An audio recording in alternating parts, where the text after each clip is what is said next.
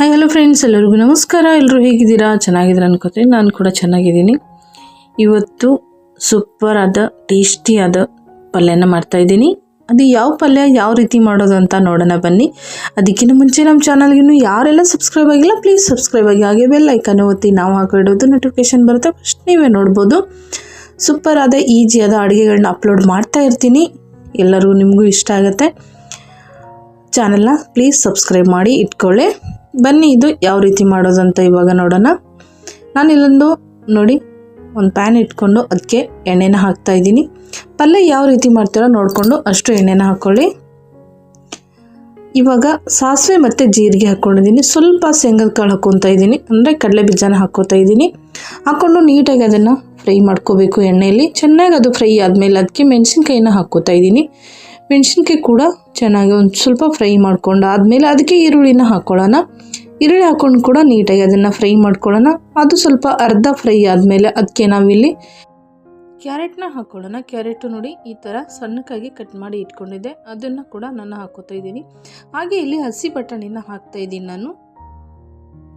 ಹಸಿ ಬಟಾಣಿ ಹಾಕ್ಕೊಂಡು ಅದನ್ನು ನೀಟಾಗಿ ಎಣ್ಣೆಯಲ್ಲಿ ಫ್ರೈ ಮಾಡ್ಕೋಬೇಕು. ಚೆನ್ನಾಗಿ ಎಣ್ಣೆಯಲ್ಲಿ ಫ್ರೈ ಆಗಬೇಕು, ಯಾಕಂದರೆ ತರಕಾರಿ ಹಸಿಯಾಗಿದೆ. ಹಾಗಾಗಿ ಎಣ್ಣೆಯಲ್ಲಿ ಸ್ವಲ್ಪ ಚೆನ್ನಾಗಿ ಬೆಂದರೆ ಟೇಸ್ಟು ಚೆನ್ನಾಗಿರುತ್ತೆ. ಅದೆಲ್ಲ ಫ್ರೈ ಆಮೇಲೆ ನಾವಿಲ್ಲಿ ಟೊಮೊಟೊನ ಹಾಕ್ಕೋಬೇಕು. ಟೊಮೊಟೊ ಕೂಡ ಅಷ್ಟೇ ಒಂದು ಸ್ವಲ್ಪ ಫ್ರೈ ಮಾಡ್ಕೋಬೇಕು. ಅದೆಲ್ಲ ನೀಟಾಗಿ ಫ್ರೈ ಆದಮೇಲೆ ಅದಕ್ಕೆ ಸ್ವಲ್ಪ ಉಪ್ಪನ್ನ ಹಾಕ್ಕೋಬೇಕು. ಒಗ್ಗರಣೆಯಲ್ಲಿ ಉಪ್ಪು ಹಾಕೋದ್ರಿಂದ ತರಕಾರಿನ ಸ್ಮೂತಾಗಿ ನೀಟಾಗಿ ಬೇಯುತ್ತೆ ಅಂತ, ಸಾಫ್ಟ್ ಆಗುತ್ತೆ. ಹಾಗಾಗಿ ನಾವಿಲ್ಲಿ ಉಪ್ಪನ್ನ ಹಾಕ್ಕೊತಾ ಇದ್ದೀನಿ.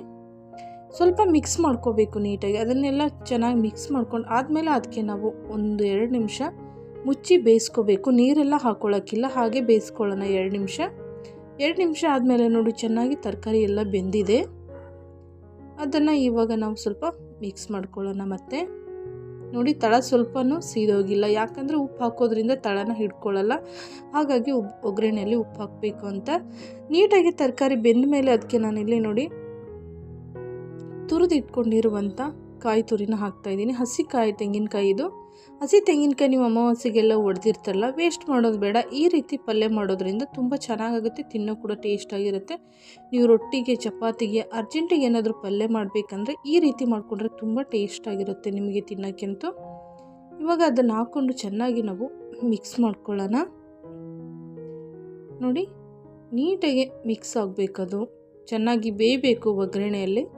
ಹಾಗಾಗಿ ಅದನ್ನು ಚೆನ್ನಾಗಿ ಮಿಕ್ಸ್ ಮಾಡ್ಕೊಂಡು ಆದಮೇಲೆ ಅದಕ್ಕೆ ಸ್ವಲ್ಪ ಅರಿಶಿನ ಪುಡಿ, ಸ್ವಲ್ಪ ಮಸಾಲೆ ಖಾರ, ಹಾಗೆ ಸ್ವಲ್ಪ ನೋಡಿ ಖಾರದ ಪುಡಿನ ಹಾಕ್ತಾಯಿದ್ದೀನಿ, ಅಂದರೆ ಮೆಣಸಿನ ಪುಡಿನ ಹಾಕ್ತಾಯಿದ್ದೀನಿ.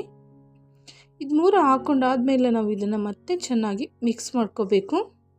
ಹಸಿ ತೆಂಗಿನಕಾಯಿ ಇರೋದ್ರಿಂದ ಅದರ ಟೇಸ್ಟು ತುಂಬ ಚೆನ್ನಾಗಿರುತ್ತೆ ತಿನ್ನೋಕ್ಕೆ. ನೀವು ಕೂಡ ಒಂದು ಸತಿ ಟ್ರೈ ಮಾಡಿ ನೋಡಿ, ಎಷ್ಟು ಸೂಪರಾಗಿ ಬರುತ್ತೆ ಪಲ್ಯ ಅಂತ. ಒಂದೊಂದು ರೀತಿಯಲ್ಲಿ ಒಬ್ಬೊಬ್ಬರು ಪಲ್ಯನ ಮಾಡ್ತಾರೆ, ತೆಂಗಿನಕಾಯಿ ಪಲ್ಯ. ನಾನು ಈ ರೀತಿ ಮಾಡಿದ್ದೀನಿ. ನಿಮಗೂ ಇಷ್ಟ ಆಗಿದ್ರೆ ಈ ರೀತಿ ಪಲ್ಯನ ಒಂದು ಸತಿ ಮಾಡಿಕೊಂಡು ತಿನ್ನಿ, ಈ ಟೇಸ್ಟ್ ಹೆಂಗಿದೆ ಅಂತ ನಿಮಗೆ ಗೊತ್ತಾಗುತ್ತೆ. ಇದನ್ನು ಕೂಡ ಮತ್ತೆ ನಾವು 1-2 ನಿಮಿಷ ಮುಚ್ಚಿ ಬೇಯಿಸ್ಕೋಬೇಕೀಗ. ನೀರು ಹಾಕ್ಕೊಳ್ಳೋದು ಬೇಡ, ಹಾಗೆಯೇ ಬೇಯಿಸ್ಕೋಬೇಕು. ಎಣ್ಣೆಲಷ್ಟೇ ನಾವು ಫ್ರೈ ಮಾಡಿಕೊಂಡು ಇಷ್ಟು ಬೇಯಿಸ್ಕೋಬೇಕಾಗತ್ತೆ. ನೀರು ಹಾಕಿದ್ರೆ ಇದ್ರ ಟೇಸ್ಟ್ ಹೋಗಿಬಿಡುತ್ತೆ, ಹಾಗಾಗಿ ಇದಕ್ಕೆ ನೀರು ಹಾಕಬಾರ್ದು. ಹಾಗೆ ಇದು ನೋಡಿ ಎಷ್ಟು ಉದುರಾಗಿ ಚೆನ್ನಾಗಿ ಬೆಂದಿದೆ. ಇವಾಗ ಸೂಪರಾಗಿ ಪಲ್ಯನ ರೆಡಿಯಾಗಿದೆ. ನೋಡಿ ಎಷ್ಟು ಚೆನ್ನಾಗಿ ಬಂದಿದೆ ಅಂತ. ಇವಾಗ ಪಲ್ಯ ರೆಡಿಯಾಗಿದೆ. ನಿಮಗೆ ಇಲ್ಲಿ ನಾನು ಸರ್ವ್ ಮಾಡಿ ತೋರಿಸ್ತಾ ಇದ್ದೀನಿ. ಎಷ್ಟು ಸೂಪರಾದ ಪಲ್ಯನ ರೆಡಿಯಾಗಿದೆ. ಪಲ್ಯ ಅಂತೂ ತುಂಬ ಘಮ ಬರ್ತಾ ಇದೆ. ನೀವು ಕೂಡ ಒಂದು ಸತಿ ಟ್ರೈ ಮಾಡಿ. ನಿಮಗೆಲ್ಲರಿಗೂ ಇಷ್ಟ ಆಗಿದೆ ಅನ್ಕೋತೀನಿ. ಇಷ್ಟ ಆದರೆ ಒಂದು ಲೈಕ್ ಮಾಡಿ. ಈ ರೆಸಿಪಿ ಅನಿಸಿಕೆನ ಕಮೆಂಟ್ ಬಾಕ್ಸಲ್ಲಿ ಕಮೆಂಟ್ ಮಾಡಿ ಖಂಡಿತ ತಿಳಿಸಿ. ಪೂರ್ತಿ ವಿಡಿಯೋ ನೋಡಿ ಎಲ್ಲರೂ ನನಗೆ ಸಪೋರ್ಟ್ ಮಾಡ್ತಾಯಿದ್ದೀರ ತುಂಬ ಚೆನ್ನಾಗಿ. ಇದೇ ಥರ ನಿಮ್ಮ ಸಪೋರ್ಟು, ನಿಮ್ಮ ಪ್ರೀತಿ, ನಿಮ್ಮ ಸಹಕಾರ ಹೀಗೆ ಇರಲಿ ಅಂತ ನಾನು ಕೇಳ್ಕೊತೀನಿ. ನಿಮ್ಮ ಪ್ರೀತಿಗೆ ನಾನು ಸದಾ ಚಿರಋಣಿ. ನೋಡಿದ್ರಲ್ಲ ಈ ರೆಸಿಪಿ ಎಷ್ಟು ಈಸಿಯಾಗಿ ಮಾಡ್ಬೋದಂತ. ಇದನ್ನು ಮಾಡ್ಕೊಂಡು ತಿಂದರೆ ಮತ್ತೆ ನೀವು ಮಾಡ್ಕೊಂಡು ತಿಂದಿರ ಅಷ್ಟು ಟೇಸ್ಟಾಗಿರುತ್ತೆ. ಟ್ರೈ ಮಾಡಿ ನೋಡಿ. ಧನ್ಯವಾದಗಳು.